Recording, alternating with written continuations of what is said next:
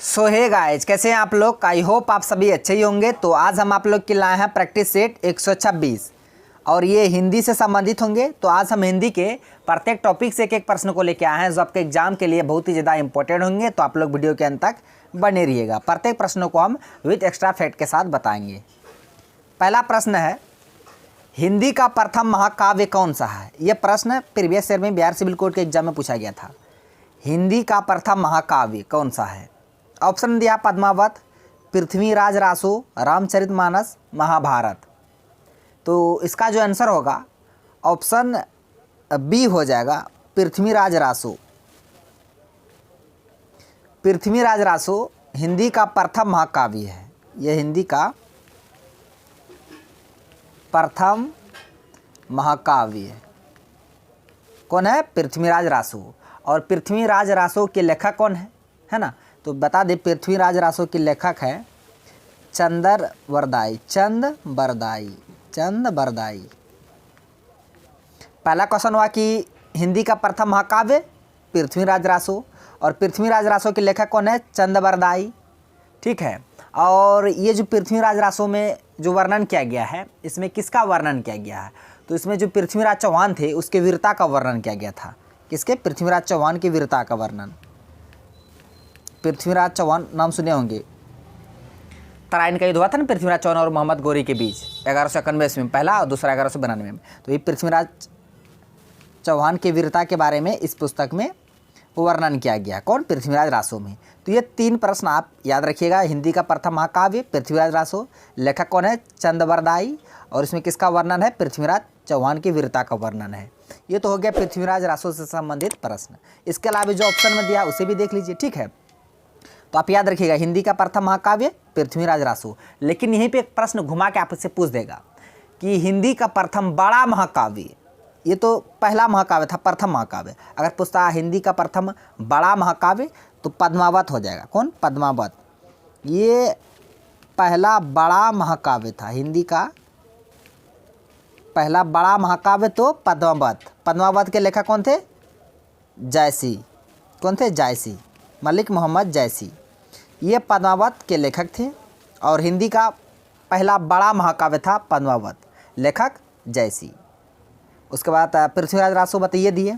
रामचरितमानस, ये सबको पता है। कौन है रामचरितमानस के लेखक?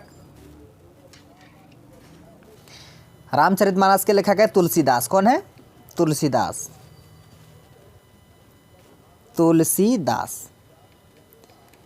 तो सारे ऑप्शन का हम बारे में बहुत ही विस्तार से बता दिए और सभी को आप याद रखिएगा। महाभारत के लिए पता ही है वेदव्यास। अब बढ़ते हैं अगले प्रश्न की ओर। प्रश्न है, भागीरथी का पर्यायवाची शब्द क्या होगा।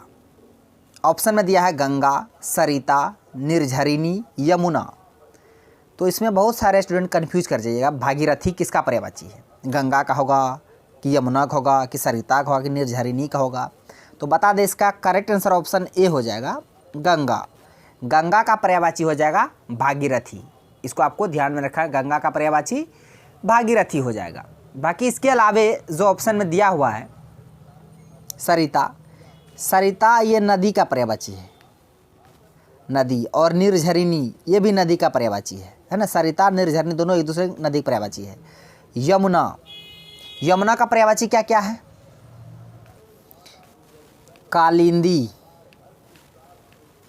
कालिंदी हो गया। उसके बाद हो गया काल गंगा, ये सब यमुना का पर्यायवाची है।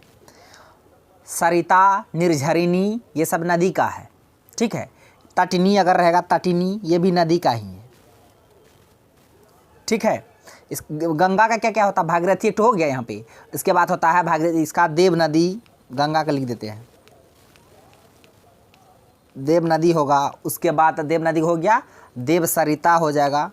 देव सरिता, सरिता नदी का है लेकिन देव सरिता गंगा का है। भागीरथी, देव नदी, देव सरिता, मंदाकिनी, क्या? मंदाकिनी, सुरसरी, मंदाकिनी ये सब गंगा का है। तो चारों को याद रखिएगा। गंगा का पर्यायवाची शब्द भागीरथी, देव नदी, देव सरिता, मंदाकिनी, सरिता, निर्झरिणी, तटनी ये सब नदी का है। यमुना का कालिंदी, कालगंगा। नेक्स्ट है कि अबला जीवन है तुम्हारी यही कहानी, आंचल में है दूध और आँखों में पानी। कितना अच्छा लाइन है। अबला जीवन है ते तुम्हारी यही कहानी, आंचल में है दूध और आँखों में पानी। उपर्युक्त पंक्तियाँ किस काव्य की है? ये प्रश्न भी बिहार सिविल कोड के प्रीवियस ईयर में पूछा गया था। ठीक है, ये पंक्तियाँ किस काव्य की है? यशोधरा की है या कामायनी की है, यामा के है कि बीजक के हैं? तो बता दीजिए जो पंक्ति है ये यशोधरा के हैं, यशोधरा काव्य के पंक्ति है। और इसके लेखक कौन है? मैथिली शरण गुप्त, जो कि पहला राष्ट्र कवि थे। मैथिली शरण गुप्त। यशोधरा के लेखक कौन है? मैथिली शरण गुप्त। इसको आपको ध्यान में रखना है। और ये जो पुस्तक लिखा गया था यशोधरा काव्य को, जो गौतम बुद्ध थे उनके गृह त्याग की कहानी को केंद्र मानकर इस काव्य को लिखा गया था। जब वो गृह त्याग किए थे गौतम बुद्ध, है ना। यशोधरा कौन थे? गौतम बुद्ध की पत्नी थे यशोधरा। ठीक है, जब गृह त्याग दिए थे उसी के बेस पे ये काव्य को लिखा गया था मैथिली शरण गुप्त के द्वारा कि अबला जीवन है तुम्हारी यही कहानी, आंचल में है दूध और आँखों में पानी। कितना अच्छा लाइन है। इस लाइन को लिया गया यशोधरा से। इसका आंसर ऑप्शन ए हो गया। बाकी इसके अलावा एक कामायनी, ये जयशंकर प्रसाद के हैं रचना। जयशंकर प्रसाद, ये तो बहुत बार पूछा गया, ये भी पूछा गया प्रीवियस ईयर में। यामा, ये महादेवी वर्मा के हैं, महादेवी वर्मा के हैं यामा। और बीजक, ये तो कबीर के हैं। बीजक किसकी रचना है? कबीर के हैं। चारों को याद रखिएगा, यशोधरा, मैथिली शरण गुप्त, कामायनी, जयशंकर प्रसाद, यामा, महादेवी वर्मा, कबीर, बीजक। नेक्स्ट है कि जो अच्छा बोलता है के लिए एक शब्द है ना, अनेक शब्दों के बदले एक शब्द है। जो अच्छा बोलता है उसे हम लोग क्या बोलेंगे? जो अच्छा बोलता है। ऑप्शन में दिया मितभाषी, वाचाल, सुवक्ता, इनमें से कोई नहीं। तो इसका जो आंसर ऑप्शन सी हो जाएगा, सुवक्ता। जो अच्छा बोलता है सुवक्ता। जो कम बोलता है मितभाषी। जो कम बोलता हो उसे बोलेंगे मितभाषी। जो अधिक बोलता है उसे वाचाल। जो अधिक बोलता है उसे हम लोग क्या बोलते हैं? वाचाल। जो अच्छा बोलता है, जो अच्छा बोलता हो उसे हम लोग बोलेंगे सुवक्ता, है ना, सुवक्ता। तीनों को याद रखिएगा, मितभाषी जो कम बोलता है, वाचाल जो अधिक बोलता है, सुवक्ता जो अच्छा बोलता है। तो इसका आंसर ऑप्शन सी हो गया। नेक्स्ट है कि हाटक का पर्यायवाची शब्द क्या होगा? हाटक, तो हाटक होता है ये सोना का पर्यायवाची। किसका? सोना का। सोना का और होता है कनक, स्वर्ण, कंचन, ये सब सोना का होता है। ठीक है। घोड़ा का जन्म करते हैं अश्व, तुरंग, घोटक, ये सब घोड़ा का है। बिजली का चपला, चंचला, ये सब बिजली का है, याद रखिएगा। आला यानी तो गृह, घर का हुआ। ठीक है, चारों को याद रखिएगा। तो हाटक सोना का पर्यायवाची। नेक्स्ट है कि संसार में कौन सी संधि है? ये भी प्रीवियस ईयर में पूछा गया था। संसार, पहले इसका संधि विच्छेद करेंगे तो सम धन सार, संसार हो जाएगा। तो हलंत आ गया, तो हलंत आ जाएगा तो व्यंजन संधि हो जाएगा। इसका आंसर ऑप्शन बी हो जाएगा, व्यंजन संधि। संसार व्यंजन संधि है। ठीक है, व्यंजन संधि। संधि के तीन भेद, स्वर, व्यंजन, विसर्ग।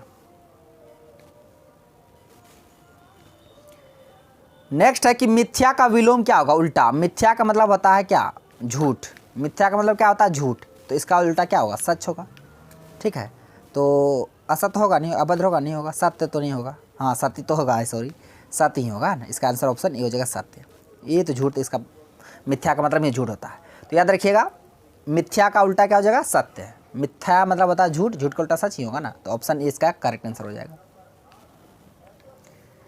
नेक्स्ट है कि निम्न में से शुद्ध वर्तनी कौन से है ना, शुद्ध वर्तनी कौन सा वर्ड सही लिखा गया? वो लिखा गया तो संस्कृत ही। संस्कृत लिखा कैसे जाएगा आपको वो बताना है। कैसे लिखा जाए? तो स्व अनुस्वर फिर आधा स्व को संयुग, इसमें री तो संस्कृत। अगर इसका संधि विच्छेद कीजिएगा तो सम धन कृत, ये भी व्यंजन संधि है संस्कृत। तो संस्कृत ऐसा किस ऑप्शन में है? ऑप्शन सी।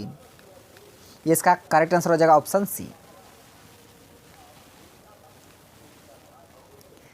क्वेश्चन है ये मुहावरा से संबंधित, अंधेरे का दीपक, मुहावरे का क्या अर्थ होगा? अंधेरे का दीपक होना, अनपढ़ व्यक्ति, आशा का स्रोत, शोषित को न्याय दिलाने वाला, इकलौता पुत्र। तो बता दे, अंधेरे का दीपक होना यानी कि इकलौता पुत्र होना, है ना, इकलौता पुत्र होना, अंधेरे का दीपक होना। तो इसका करेक्ट आंसर ऑप्शन डी हो जाएगा, इकलौता पुत्र, अंधेरे का दीपक होना, इकलौता पुत्र। इस क्वेश्चन का जो आंसर होगा आप लोग को कमेंट बॉक्स में देना है। प्रश्न पढ़ लीजिए पहले कमेंट बॉक्स में, ये है ये, ठीक है। राष्ट्र की डॉट डॉट के लिए शहीदों ने अपना बलिदान दिया, राष्ट्र की दान के लिए, राष्ट्र की शान के लिए, राष्ट्र की आन के लिए, राष्ट्र की बान के लिए। क्या यहाँ पे आएगा उचित वर्ड, उसी को आपको बताना है आंसर कमेंट बॉक्स में। तो फ्रेंड्स आज का प्रश्न बस यहीं तक था। सारे प्रश्नों को हम बिल्कुल कॉन्सेप्ट के साथ बता दिए। आई होप आपको वीडियो पसंद आया होगा। यदि वीडियो पसंद आया तो मेरा वीडियो को लाइक कीजिए तथा मेरा यूट्यूब चैनल कर दीजिए सड्डा को सब्सक्राइब करें और बेल आइकन को भी हिट कर दीजिए ताकि हर एक लेटेस्ट वीडियो का नोटिफिकेशन तुरंत आप तक पहुँच जाए। थैंक्स फॉर वॉचिंग वीडियो, धन्यवाद। अब मिलते हैं नेक्स्ट वीडियो में नेक्स्ट टॉपिक के साथ, तब तक के लिए जय हिंद।